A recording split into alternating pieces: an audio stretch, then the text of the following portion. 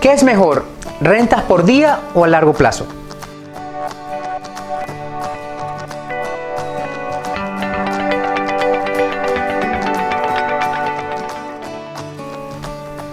La ventaja más importante de las rentas por día contra las de largo plazo es, por supuesto, su rentabilidad.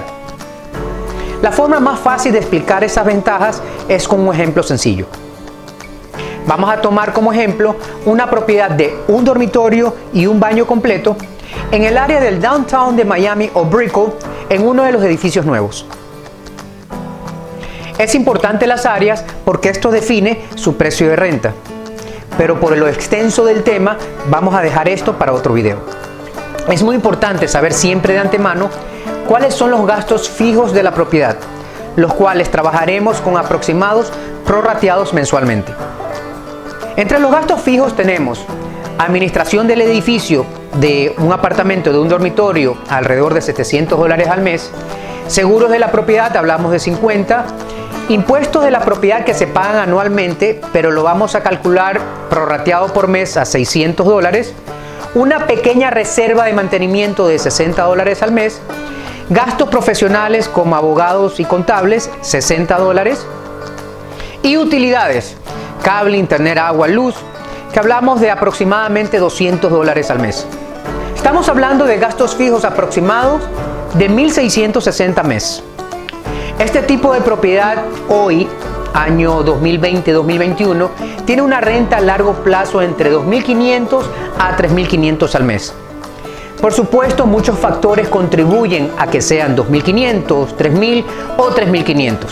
De nuevo, por lo extenso del tema, es para otro video, pero para este ejercicio vamos a tomar una renta media de $3,000 al mes. Así podemos calcular gastos variables como el impuesto a la renta y el administrador de la propiedad, donde $3,000 al mes, calculando un 10%, serían $300 al mes de un administrador y un 15% aproximado de impuestos a la renta al ingreso después de deducibles serían $160 por mes, donde tendríamos un ingreso neto mensual de $880. Es importante recalcar que no todas las propiedades se pueden rentar por día. La propiedad tiene que venir con un permiso para poder hacerlo, o multas muy importantes podrían aplicar. Ahora hablemos del ingreso diario. También, ¿cuánto se puede rentar por día?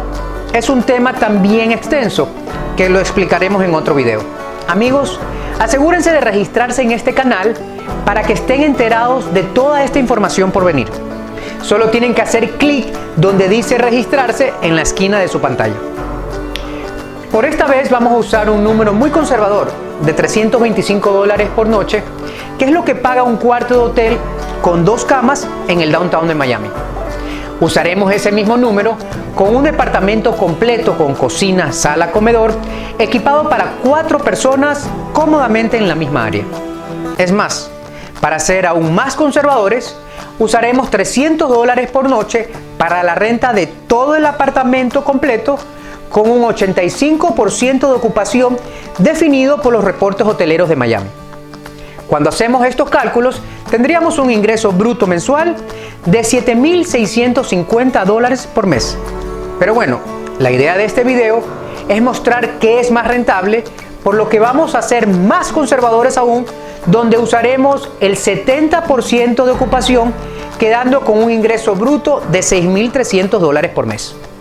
Le descontamos los ingresos fijos aproximados de $1,660, menos los ingresos variables, donde la administración, por el tipo de renta, al tener una logística más rápida, es del 20%, sería de $1,260, e impuestos a la renta de $510.